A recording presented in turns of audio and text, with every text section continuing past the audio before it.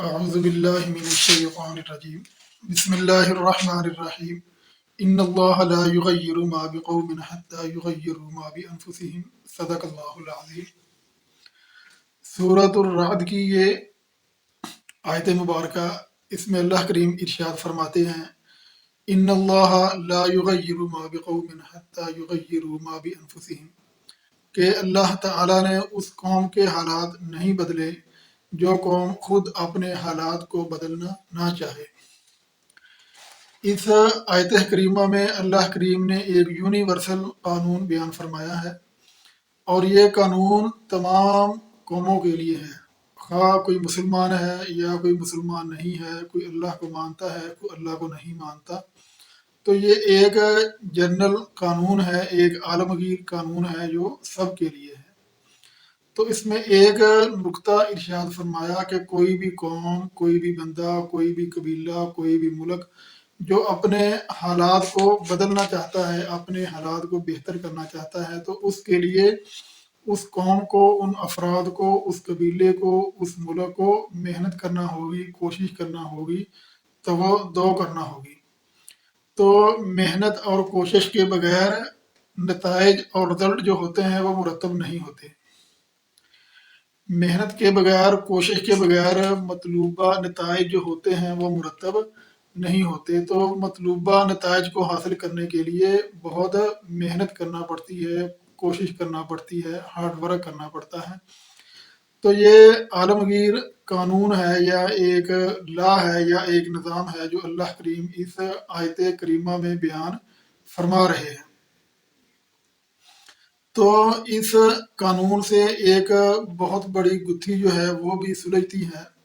جیسے زمین پر زندگی کی ابتدا کیسے ہوئی، تو اس کے لیے بہت ساری تھیوریز ہیں، بہت سے نظریے ہیں جو قائم ہو چکے ہیں۔ تو ان میں سے ایک تھیوری، ایک نظریہ یہ ہے جس کو آج دنیا ڈارون کی تھیوری کے نام سے جانتی ہے۔ تو ڈارون کی تھیوری کو ماننے والے لوگ یہ سمجھتے ہیں، ان کا یہ نظریہ ہے کہ دنیا جو ہے، جتنے جاندار ہیں، افراد ہیں، انسان ہیں، یہ خود بخود پیدا ہو گئے۔ تو وہ کہتے ہیں کہ سب سے پہلے ایک کچھ نامیاتی مرکبات تھے، ان مرکبات سے کوئی ایک یک خلوی جاندار پیدا ہوا، پھر وہ جاندار مزید آگے اس کے ملٹی سیل جو جانور تھے ان میں تبدیل ہوا، پھر ان سے آگے کوئی آبی مخلوق بنی۔ آبی مخلوق جو تھی وہ سمندر میں یا پانی میں تھی، تو آبی مخلوق جو تھی، رینگنے والی مخلوق جو تھی، وہ پانی سے نکل کے خشکی میں آئی، تو وہ ایک تواتر سے، ایک کنٹینیوسلی ایک عمل سے، تو ایک پروسیس سے گزرتے ہوئے وہ پھر وہ چپائے بنے، چپایوں سے بندر بنے، اور بندر وہ ایک عرصے بعد وہ عمل ارتقاء کے ذریعے وہ انسان بن گئے۔ تو یہ ایک بہت لمبی تھیوری بیان کرتے ہیں، بہت لمبا پروسیس بیان کرتے ہیں۔ تو ان کے مطابق یہ خود بخود ہوتا چلا گیا۔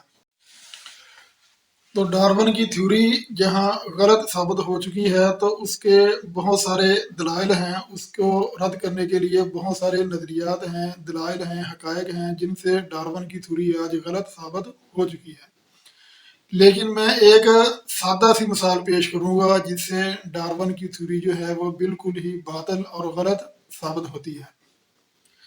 تو یہ ایک قانون ہے، قانون قدرت ہے کہ چیزیں جو ہوتی ہیں وہ خود بخود پیدا نہیں ہوتی۔ Nothing could be made by itself، کہ اپنے آپ چیزیں جو ہوتی ہیں وہ پیدا نہیں ہوتی، چیزوں کو بنانا پڑتا ہے، پیدا کرنا پڑتا ہے۔ جیسے آپ کوئی بھی بلڈنگ بنانا چاہتے ہیں، کوئی پلازا بنانا چاہتے ہیں، کوئی بہت بڑی عمارت جو ہے اس کو بنانا چاہتے ہیں، تو کیا آپ یہ سمجھتے ہیں کہ وہ عمارت خود بخود پیدا ہو جائے گی؟ کیا کبھی نے سوچا کہ کوئی بندہ جو مکان بنانا چاہتا ہے، کوئی کوٹھی بنانا چاہتا ہے، کوئی بلڈنگ کھڑی کرنا چاہتا ہے، تو وہ بلڈنگ جو ہے وہ خود بخود بن جائے گی؟ کیا کبھی کسی نے سوچا؟ تو یہ پاسبل نہیں ہے، چیزیں خود بخود نہیں بنتی، چیزوں کو بنانا پڑتا ہے۔ تو کوئی بھی کمپنی، کوئی بھی بندہ، کوئی بھی فرم جو کوئی بلڈنگ بنانا چاہتی ہے، کوئی گھر بنانا چاہتی ہے، تو اس کے لیے پہلے ایک پلان ہوگا، پہلے اس کا ایک روڈ میپ بنے گا، ایک نقشہ بنے گا۔ تو اس نقشے پر عمل درآمد کرنے کے لیے پھر بلڈنگ مٹیریل مہیا کرنا ہوگا. بلڈنگ مٹیریل مہیا کرنے کے بعد پھر وہ بہت ساری لیبر درکار ہوگی، بہت سارے وسائل درکار ہوں گے. تو کسی جگہ پر کوئی بہت بڑا بلڈنگ مٹیریل کا ڈھیر لگا ہو، اینٹیں پڑی ہو، سیمنٹ پڑا ہو، سریا پڑا ہو، اس کے آلات پڑے ہوں، مشینیں پڑی ہوں، کرینیں پڑی ہوں، لفٹیں پڑی ہوں، تو کیا ان کو کوئی چلانے والا نہ ہو تو خود بخود یہ ہو سکتا ہے کہ خود بخود وہ عمارت بن جائے، وہ بلڈنگ بن جائے؟ تو یہ چیز پاسبل نہیں ہے. کوئی چھوٹا سا ایک ذرہ آپ خود نہیں بنا سکتے، کوئی اینٹ خود نہیں بن سکتی. اینٹیں جو بنتی ہیں، بلاکس جو بنتے ہیں، تو کوئی بھی اینٹ خود نہیں بنتی، اس کو بنانا پڑتا ہے، اس کے لیے مٹیریل لگانا پڑتا ہے، اس کے لیے مزدور لگانے پڑتے ہیں، پورا ایک پروسیس ہوتا ہے، تو تب جا کر چیزیں بنتی ہیں. پھر ان چیزوں کو جوڑ کر آگے مزید چیزیں بنتی ہیں. تو یہ ایک قانون ہے، یونیورسل قانون ہے، جس کو تمام دنیا مانتی ہے، تمام انسان مانتے ہیں کہ چیزیں جو ہوتی ہیں وہ خود بخود پیدا نہیں ہوتی، چیزوں کو بنانا پڑتا ہے. کیسے ہو سکتا ہے کہ ایک انسان، ایسی مخلوق جس کو اللہ کریم فرماتے ہیں کہ لقد خلقنا الانسان فی احسن تقویم، کہ انسان کو ہم نے بہترین تقویم میں پیدا فرمایا ہے. تو انسان جو اللہ کی تخلیق کا ایک شاہکار ہے، ایک بہت ہی خوبصورت مخلوق ہے، تو یہ کیسے ممکن ہے کہ ایک انسان جو ہے وہ خود بخود پیدا ہو گیا؟ آپ بٹھے کی کوئی اینٹ خود نہیں بنا سکتے، کوئی ایک مکان خود نہیں بنا سکتے، کوئی ایک بازار خود نہیں بنا سکتے، کوئی گھر خود نہیں بنا سکتے. تو یہ پاسبل نہیں ہے کہ انسان جو اتنی خوبصورت مخلوق ہے، اللہ کی تخلیق کا ایک شاہکار ہے، تو جس کو اللہ کریم نے خود فرمایا ہے کہ انسان کو میں نے بہت ہی خوبصورت اور احسن تقویم میں پیدا فرمایا ہے، تو یہ پاسبل ہی نہیں ہے کہ انسان خود بخود پیدا ہو گیا ہو. تو یہ بات کسی طرح بھی تصور جو ہے اس میں نہیں آ سکتی، بلکہ آتی ہی نہیں ہے. تو انسان جو ہے اس کو باقاعدہ پیدا کیا گیا ہے، اس کو دنیا پر بھیجا گیا ہے، اس کا ایک مقصد ہے.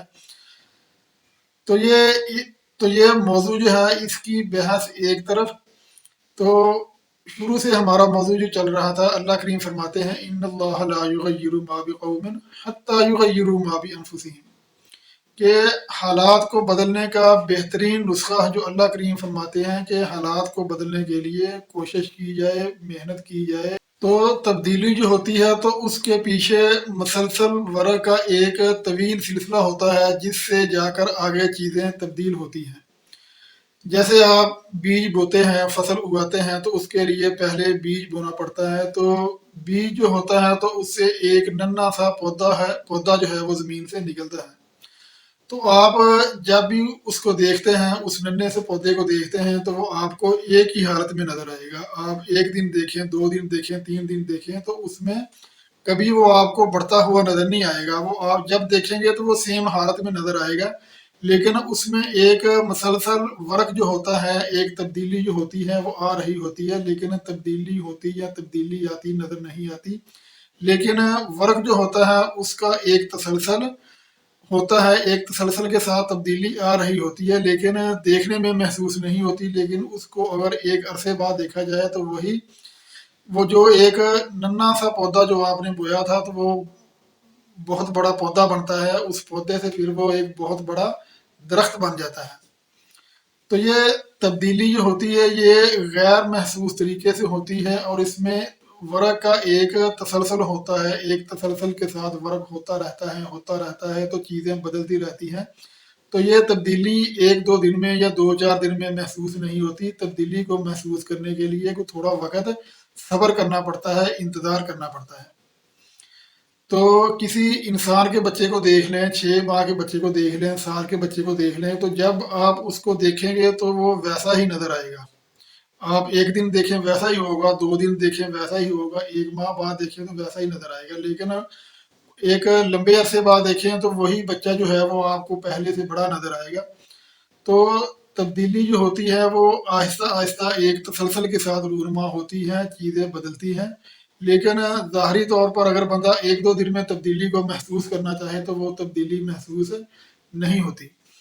تو اسی طرح قوموں کے حالات جو ہوتے ہیں، قوموں کے حالات کو بدلنے کے لیے یہ ایک यूनिवर्सल कानून या निज़ाम जो है वो अल्लाह करीम इस आयत करीमा में बयान फरमा रहे हैं कि कोई भी कौम जो होती है अगर वो अपने हालात को बदलना चाहे तो उसके लिए उसको मेहनत करना होगी, लगातार मेहनत करना होगी, एक तसलसल के साथ मेहनत करना होगी। तो फिर जाकर वो मतलूबा उसके नतायज जो होते हैं वो हासिल होते हैं, उसका रिजल्ट जो होता है वो हासिल होता है।